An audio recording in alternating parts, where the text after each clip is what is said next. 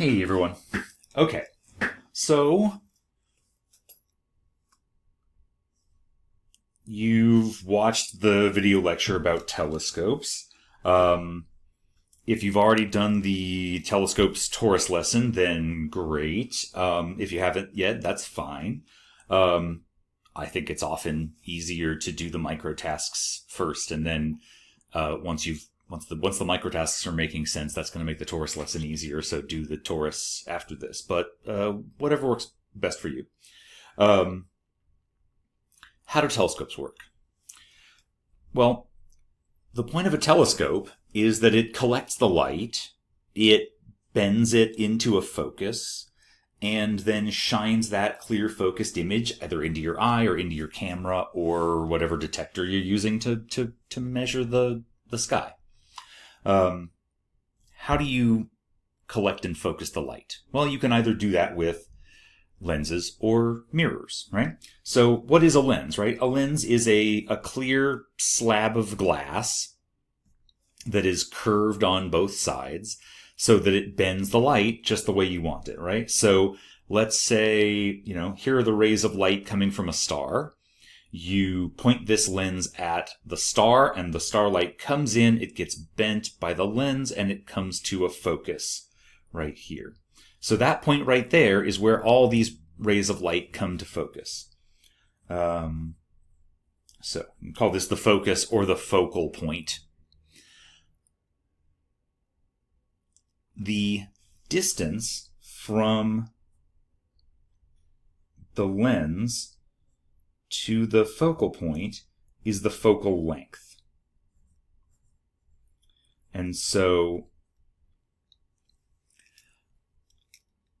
the focal length is essentially a measure of how strongly this lens bends the light, right? The light comes in, it gets bent at a certain angle, and then it comes to a focus. And that length over which the light comes to focus is that's the focal length. That is a measure of how strongly this lens bends the light.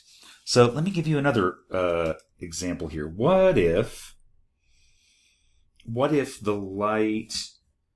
let me see if I can make this look good here. So the light comes in the lens, but what if the lens doesn't bend the light as sharply, right? What if it doesn't bend the light like this? What if it only bends it that much?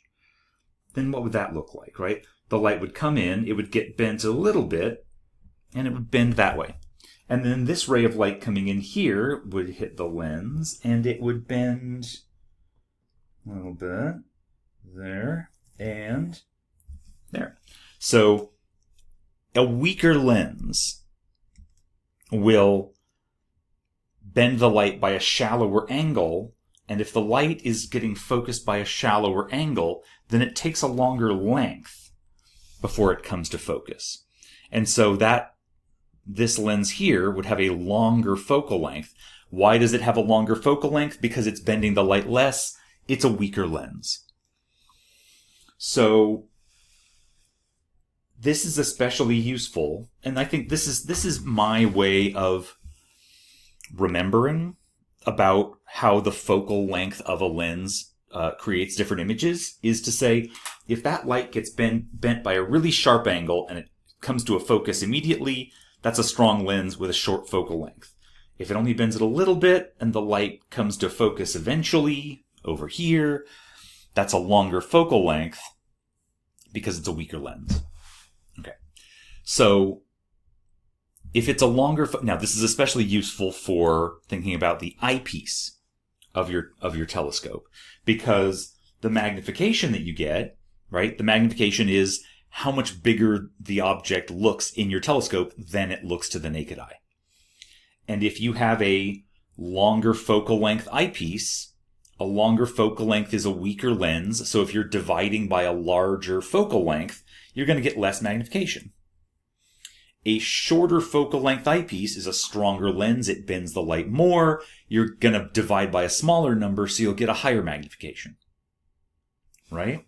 So a longer focal length, longer focal length, larger focal length, however you want to describe it.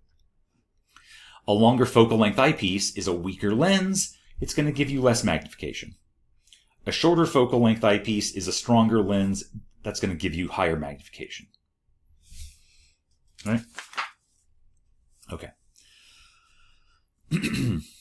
Besides the focal length, the other important property of a lens is the diameter. Well, why? For one thing, it changes the light gathering area, right? So if you've got two lenses, lens A, lens B, let's say they both have the same focal length, but lens A has a larger diameter. So lens A has the larger diameter. If it's got a larger diameter, this lens can collect 5 rays of light. This smaller diameter lens can only collect 3 rays of light. It's got less area, right? This lens has less area than this one does to collect all these rays of light. So then lens A, because it's a larger diameter, it can collect more light rays. Each of these light rays carries a certain amount of energy, and so probably the same amount of energy. And so if you can collect more rays of light, then lens A is also going to collect more energy. And if you're collecting more energy from a star, if you're collecting more light from a star with a larger lens, then what is the star going to look like? It's going to look brighter. So one of the reasons why we want to have a larger diameter to your lens or your primary mirror, the thing that determines how much light the telescope can collect is the diameter of the primary, or of the objective lens or the primary mirror, right? The bigger the diameter, the more light you can collect. And if you can collect more light, then you make everything look brighter. Right? What about field of view? You'd think like, well, a telescope can make things look bigger. Isn't that always what you want, right? Wouldn't you want to make everything look bigger if you could? Well, maybe not. Whenever you're thinking about what telescope to use, the answer is pick the right tool for the right job. And if you wanted to, if you wanted to take a picture of a car or the moon, let's say, right? If you wanted to take a picture of something big and you wanted to take a picture of the whole thing, then you would want a wider image, an image that can fit a larger patch of sky in the field of view of the image, right? This one is more zoomed in. This one, you're only looking at the front end of the car, but it looks bigger, right? This makes the wheel look bigger. This makes the wheel look smaller. So eyepiece B is giving us a higher magnification. But which one has the larger field of view? Well, this one can fit the whole car into it. This image only fits this much, right? So in this image, this picture in this image is only like this much, right? So if this one can fit more of the sky, or I guess the road, into your picture, this picture is a narrower field of view. Image eyepiece B is giving us a narrower field of view because it can fit less of the sky in focus in the image. So the eyepiece A is giving us the wider field of view, a wider patch of sky in the image. Well, which of these two eyepieces has the longer focal length? Well, remember, if your eyepiece has a longer focal length, is that higher magnification or lower magnification? Well, a longer focal length gives you less magnification. So a longer focal length means less magnification. Which image has less magnification? A does, because the car looks smaller. So A must have the longer focal length, lower magnification, wider field of view. Right? This is what I say. Pick the right tool for the right job. Sometimes you want to fit a whole big thing in your picture. Sometimes you want to zoom in on that thing and look at just an individual thing. So think about what research do you want to do? Or, if you're doing research, or maybe you're just taking pretty pictures, right? What kind of picture do you want to take? Instead of the car, think about you're taking a picture of the moon, right? Do you want to take a picture of the whole moon all in one picture, all in one field of view? Pick the lower magnification. Pick the longer field of view, the longer focal length, the wider field of view. Or maybe you're studying an individual crater, right? So if you want to look at just a specific crater on the moon, pick a shorter focal length eyepiece, one that gives you higher magnification so that you can take that one crater you're interested in studying and make it bigger. That's what I mean by pick the right tool for the right job, right? If you want a wider field of view, you go for the longer focal length, because a wider field of view means lower magnification. They go hand in hand, right? The focal length of the eyepiece determines both magnification and field of view. Okay? So you can collect light, you can bend it and focus the light using lenses, or you can use mirrors, right? What is a mirror? A mirror is a thin sheet of glass that's curved to just the right shape on the inside, right? The inside is polished to just the right shape, and then you take that piece of glass, you cover it in a layer of silver or something shiny, aluminum or something, right? Put a thin layer of silver on the inside of that mirror so that the light comes in, it bounces off that curved surface, and the light reflects off that curved mirror, and it comes to a focus right there. So there's the focal point for your mirror, and therefore the distance from the mirror to the focus, that distance there, that's your focal length. And because that mirror is what's collecting the light, this is the focal length of the objective.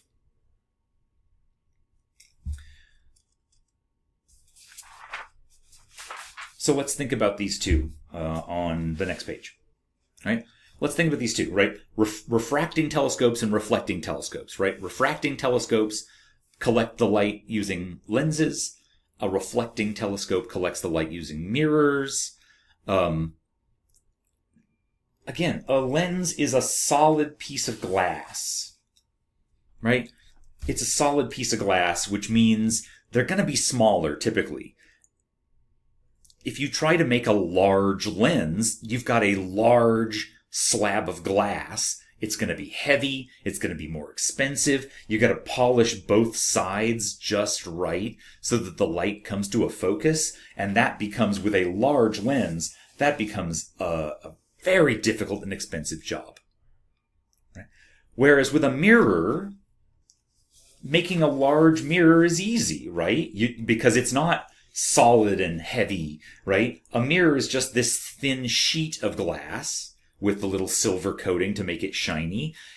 You can make these mirrors big, light, cheaper. And so all of the largest telescopes in the world are reflecting telescopes because you can make them bigger, lighter, cheaper, easier to move around because they're lighter, right? So they're more sturdy. Focal length can be tricky because a short focal length mirror, like I say here, this has a pretty short there you go.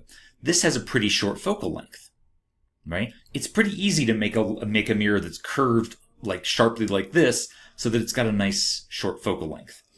If you want a long focal length mirror, then you need a mirror that is less curved, flatter. And making a mirror that is flatter but not totally flat, because if the mirror is totally flat, then it's not going to focus the light. That can be a little tricky, right? It's easier to make a more severely curved mirror than to make a mirror that's almost flat but not quite.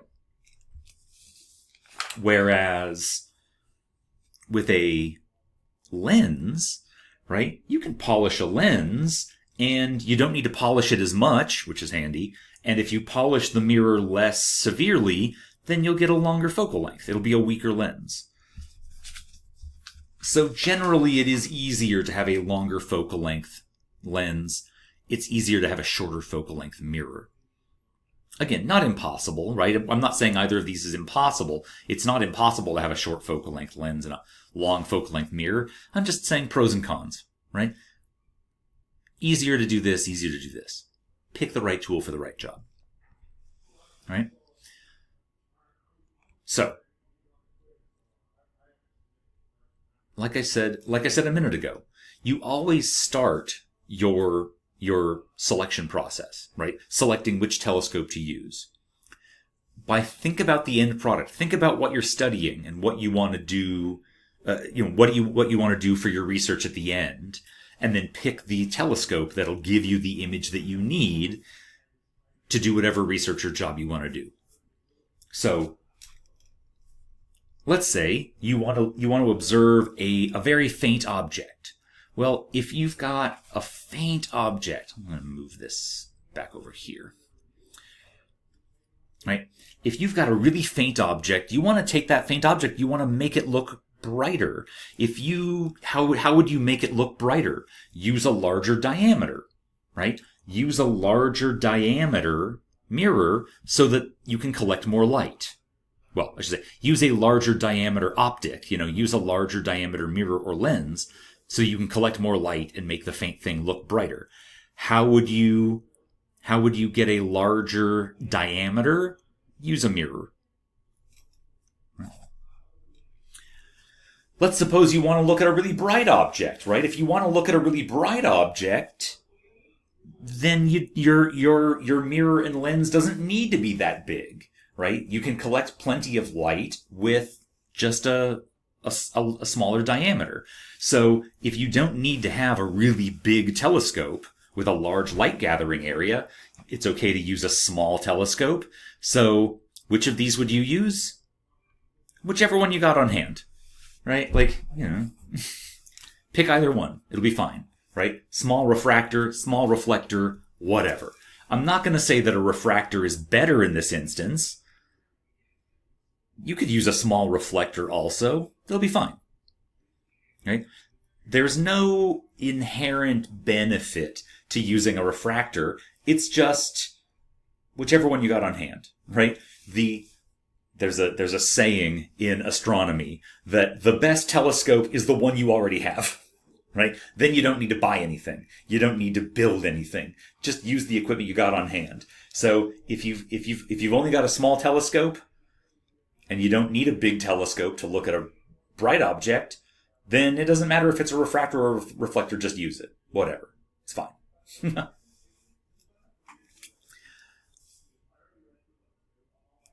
Suppose you want to observe a tiny object. Okay, so if you want a tiny object, right, take that small object, get a bigger magnification, make that tiny object look bigger. How would you get a higher magnification? Higher magnification comes from a shorter focal length eyepiece. So you'd use a short focal length eyepiece to make that small, tiny object look bigger in your image. Suppose you want to scan a wide area on the sky, though. Well, if you want to scan a wide area on the sky, you want a wide field of view. If you want a wide... Now, what did we say here, right? The relationship is as the magnification increases, the field of view decreases, right? You can make something look bigger, but you're only going to look at a narrower patch of sky.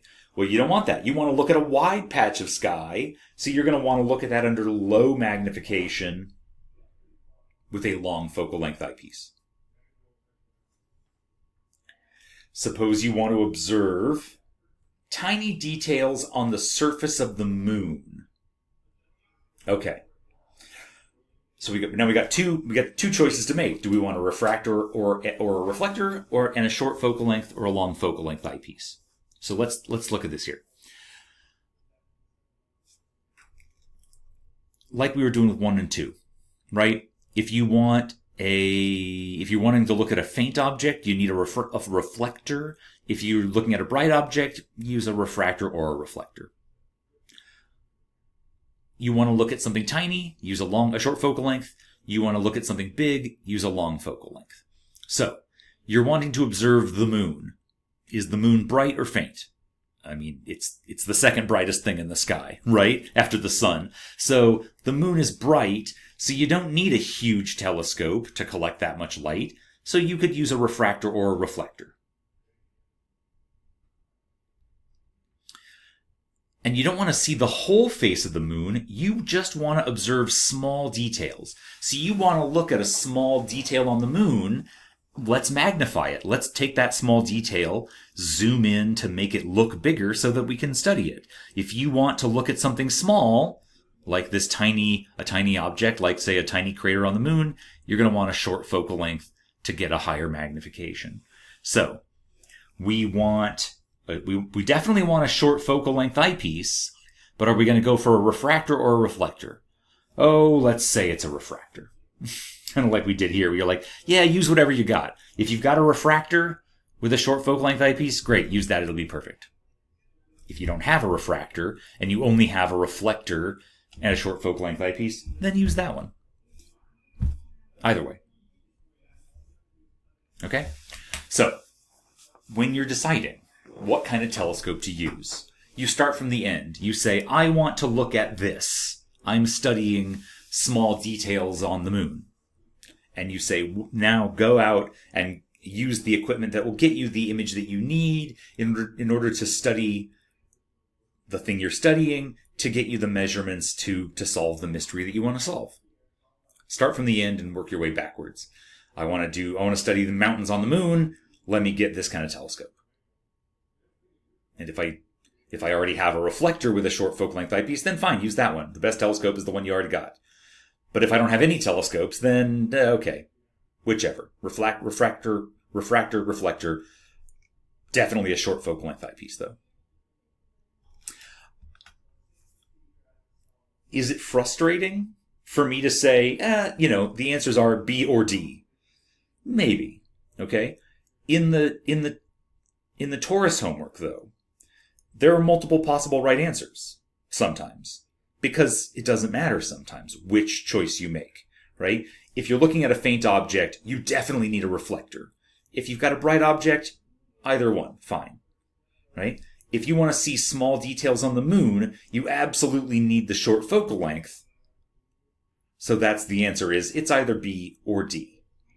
And if this was the question in Taurus, it'll take B or D as your answers. Because the important thing is the short focal length eyepiece. If you're talking about a faint object, then you absolutely need the reflector. So there are questions in Taurus that have more than one right answer. You need to narrow down, what are the things I absolutely need? So in this case, I absolutely need a short focal length. Does it matter if I have a refractor or a reflector? Well, for something bright, no. For something faint, yes. So hopefully this is, it's kind of liberating to say, no, there's more than one right answer. Because some properties of the telescope are optional under certain circumstances, depending on what you're studying. So just like this, you'll see some questions similar in Taurus. Okay? All right. Hopefully this is making sense. Go ahead and knock out the Tool 6 practice on Canvas, and then on to the other issue, the other choices you need to make for a telescope, how to mount it, and what detectors to attach. And we'll get there in the next one. See you there.